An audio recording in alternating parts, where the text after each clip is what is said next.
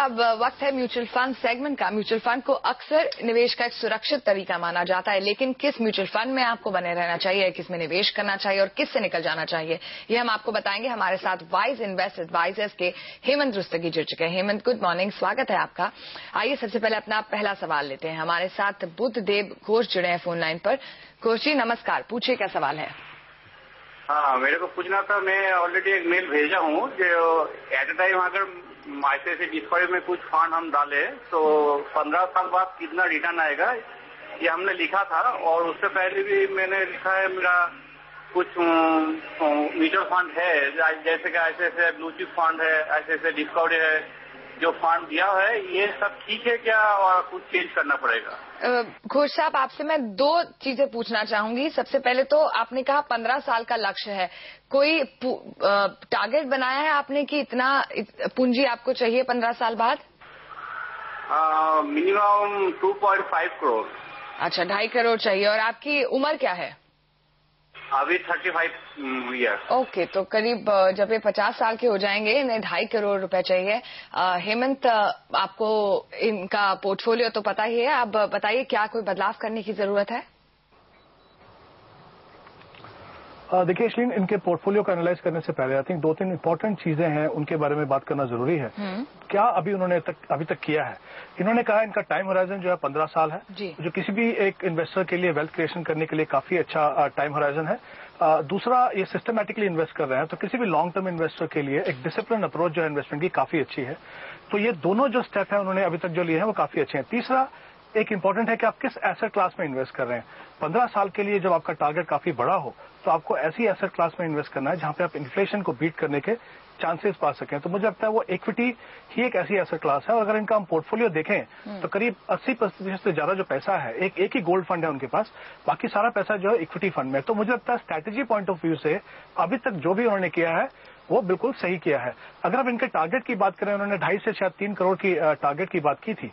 क्योंकि एक equity dominated portfolio है, अगर हम 12% का भी एनुअलाइज रिटर्न मान के चलें यहाँ पे, तो उस टारगेट को पाने के लिए इनको करीब 60,000 या 62,000 रुपए इन्वेस्ट करने पड़ेंगे। जाहिर सी बात है अभी जो इन्वेस्टमेंट कर रहे हैं करीब 15,000 रुपए, और जितना इनको करना है उसमें काफी बड़ा गैप है। तो इस समय पे मुझे लगता है जो टारगेट है थोड़ा अनरियलिस्टिक है। अगर हम ये 15,000 की इन्वेस्टमेंट मान के चलें, जो 15 साल का टाइम होराइजन है, तो करीब 70 लाख का ये जो कॉर्पस जो है ये क्रिएट कर पाएंगे। तो एक तो ये चीज है। दूसरा, जहां तक फंड की बात करें, एक गोल्ड फंड को अगर आप निकाल दें तो 12,500 के लिए करीब इनके पास 6 फंड है। मुझे लगता है फंड की मात्रा थोड़ी ज्यादा है। ओवर डाइवर्सिफिकेशन किसी भी पोर्टफोलियो के लिए लॉन्ग टर्म में अच्छा नहीं है। कुछ एक फंड मुझे लगता है इनको यहाँ पे कम करने चाहिए, वो मैं उनको बता देता हूँ। एक बैलेंस फंड है उनके पास, ICICI बैलेंस फंड। इतने लंबे समय के लिए बैलेंस फंड में थोड़ा सा इन्वेस्टमेंट करना कोई ज्यादा फायदेमंद चीज नहीं है। दूसरा, एक ICICI डायनामिक फंड है, वहां से भी निकल सकते हैं। और ये जो पैसा है जो बाकी फंड है उनमें ये आप बढ़ा के इन्वेस्ट कर सकते हैं। यहाँ पे बुद्धदेव भी आपको बता दूं एक चीज कि दोनों फंड जो हम आपको बोल रहे हैं एग्जिट करने के लिए, ये इसलिए नहीं बोल रहे हैं कि इनकी परफॉर्मेंस अच्छी नहीं है।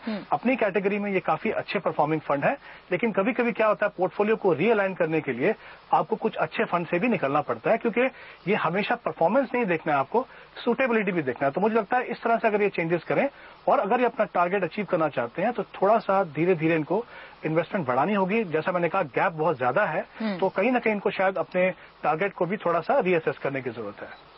ओके, तो कोच साहब, आपको 2 फंड ICICI बैलेंस और डायनामिक में से निकलने की सलाह है, और वही पूंजी आप जो बाकी अपने फंड है उनमें बढ़ा सकते हैं। लेकिन अगर आपको 2.5 करोड़ की जो मात्रा है वो अचीव करनी है तो आपको हल्का हल्का करके थोड़ा सा अपनी जो इन्वेस्टमेंट आप करते हैं वो बढ़ानी पड़ेगी, और फिर शायद आप करीब 2.5 करोड़ या 2 करोड़ के आसपास पहुंच पाए। हमारे अगले दर्शक संजय माथुर हमारे साथ है। नमस्कार माथुर साहब, बताइए क्या सवाल है। नमस्कार madam, actually my question is कि मेरे पास SIP के काफी फंड्स में इन्वेस्टमेंट हो रही है। I want to reduce it. बिल्कुल, I feel my portfolio is quite large. Of course आपका पोर्टफोलियो आपने हमें मेल किया था, लेकिन ये बताइए कि सबसे पहले आपका गोल क्या है, कितने साल में कितनी पूंजी आप जमा करना चाहते हैं, और कोई स्पेशल रीजन जिसकी वजह से आप ये पैसा जमा करना चाहते हैं? नहीं, कोई स्पेसिफिक रीजन नहीं है। I am doing it only from investment point of view and nothing else. कोई गोल नहीं है माथुर जी? नहीं, ऐसा कोई गोल मैंने डिसाइड नहीं किया हुआ. Just from saving point of view and investment point of view I am doing it. Okay. Hemant, क्या सलाह देंगे? ऑफ कोर्स इनका पोर्टफोलियो अगर आप देखिए तो काफी सारे फंड्स में पैसा लगाया हुआ है. जी, सबसे पहले मैं कहना चाहूंगा, संजय ने कहा कि उनका कोई गोल नहीं है. मेरा ये मानना है कि जब भी आप इन्वेस्टमेंट करते हैं, स्पेशली अगर आप इनके पोर्टफोलियो में देखें, इसमें काफी इक्विटी फंड्स भी हैं और एमआईपीज भी हैं. तो मुझे लगता है जब इस तरह की इन्वेस्टमेंट आप करते हैं तो कहीं ना कहीं अपना गोल बना के चलिए. उससे क्या होगा कि आपको, क्योंकि आपका टाइम होराइजन क्लियर है, आप डिसाइड कर पाएंगे किस तरह की एसेट क्लास में आपको इन्वेस्ट करना है. अदरवाइज अगर आप रैंडम डिसीजन लेंगे तो हो सकता है या तो आपका पोर्टफोलियो बहुत ही कंजर्वेटिव बन जाए, वो भी आपके लिए ठीक नहीं है, या आपका पोर्टफोलियो बहुत ज्यादा एग्रेसिव बन जाए, वो भी आपकी जो पोर्टफोलियो के लिए सही नहीं है. तो मुझे लगता है सबसे पहले आप कोशिश कीजिए कि अपने गोल्स को डिफाइन कीजिए और उसके हिसाब से अपनी इन्वेस्टमेंट कीजिए. दूसरी बात ये बता दूं कि यस, जैसा आपने कहा बिल्कुल ठीक, उनके फंड्स काफी ज्यादा हैं. और साथ में ये भी कह दूं कि इन्होंने जो फंड सिलेक्शन किया वो काफी अच्छा है.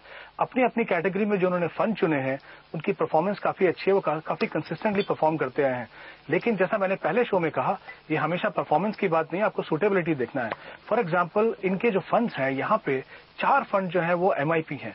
एमआईपी जो है बेसिकली वो डेट ओरिएंटेड हाइब्रिड फंड है, यानी 80 से 85% पैसा जो है वो जाता है डेट में और बाकी इक्विटी में. अगर मान लीजिए संजय, अगर आपका टाइम होराइजन मान लीजिए 7-10 साल या उससे ज्यादा है, तो एमआईपी आपके लिए सही प्रोडक्ट नहीं है. तब आपको, अगर आप ये नहीं चाहते हैं कि पूरा पैसा आप इक्विटी में लगाएं, तो एटलीस्ट जो इक्विटी ओरिएंटेड हाइब्रिड जो बैलेंस फंड है उनको आप देख सकते हैं. जैसे आईसीआईसीआई बैलेंस फंड है या बिरला सन लाइफ 95 फंड है. तो सबसे पहले जैसा मैंने कहा, अगर आप टाइम होराइजन देखेंगे तो पता चलेगा कि कौन सा फंड आपके पोर्टफोलियो में होना चाहिए या नहीं होना चाहिए. एमआईपीज को डेफिनेटली आप दोबारा से देखिए, क्योंकि अगर आपका टाइम होराइजन लंबा है तो ये सही प्रोडक्ट नहीं है. दूसरे जो इक्विटी फंड है उसमें मैं एक बदलाव चाहता हूं. एक, जैसा मैंने पहले भी कहा था, आईसीआईसीआई डायनामिक बॉन्ड फंड देख सकते हैं, और इनके पास एक कैनरा बैंक इंफ्रास्ट्रक्चर फंड है. किसी भी इन्वेस्टर के लिए अगर आप नहीं चाहते कि बहुत ज्यादा वॉलेटिलिटी आपके पोर्टफोलियो में हो, तो थीमेटिक फंड जैसे इंफ्रास्ट्रक्चर फंड है उससे दूर रहें. तो ये 2 फंड को कम कर लीजिए, रीअसेस कर लीजिए कि आप कितने समय के लिए इन्वेस्ट करते हैं.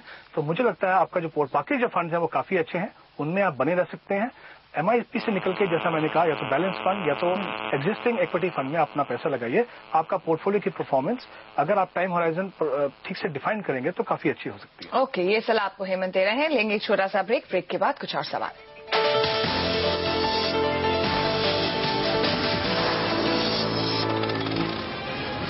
Welcome back. वरुणेश राज ने हमें एक एसएमएस किया है और उनके पास एचडीएफसी टॉप 200 और एचडीएफसी प्रूडेंस फंड है. 3,000 रुपए हर महीने निवेश कर सकते हैं. 30 साल में जानना चाहते हैं हेमंत, कितना पैसा वो बना सकते हैं? देखिए, इसलिए 2 इंपॉर्टेंट चीजें हैं. एक तो आई थिंक उनको थोड़ा कंसर्न है परफॉर्मेंस के बारे में. मैं कह दूं कि इक्विटी में जब भी इन्वेस्ट करें थोड़ा लंबा समय का व्यू लेके चलें. दोनों के दोनों फंड जो है मेरे हिसाब से अपनी कैटेगरी में काफी अच्छे फंड्स हैं. ये बात सही है कि पिछले 1 साल 2 साल में जो वॉलेटिलिटी है उसका असर इनके ऊपर पड़ा है. अच्छे क्वालिटी फंड है, मैं कहूंगा बना के रखिए, उस पर बने रहिए. और अगर ये 12% का रिटर्न अगर हम मान के चलें, जो 30 साल का उनका होराइजन है, तो करीब 1 करोड़ 80 लाख का ये कॉर्पस बना सकते हैं. लेकिन जरूरत है कि उस फंड में बने रहें, उसको परफॉर्मेंस को वो देखते रहें कि किस तरह की परफॉर्मेंस है. और अगर इतना लंबा व्यू लेकर डिसिप्लिन तरीके से इन्वेस्ट करेंगे तो डेफिनेटली, जैसा मैंने कहा, करीब 1 करोड़ 80 लाख के करीब का कॉर्पस वो इस समय में बना पाएंगे. ओके, तो फिलहाल ये सर आपको दे रहे हैं हेमंत. शुक्रिया आज समय निकाल कर हमारे साथ जुड़ने के लिए. और सौदा आपका में फिलहाल इतना ही. आप बने रहिए, ब्रेक के बाद लेकर आएंगे commodity round up. MCX Stock Exchange, India's new stock exchange, presents सौदा आपका.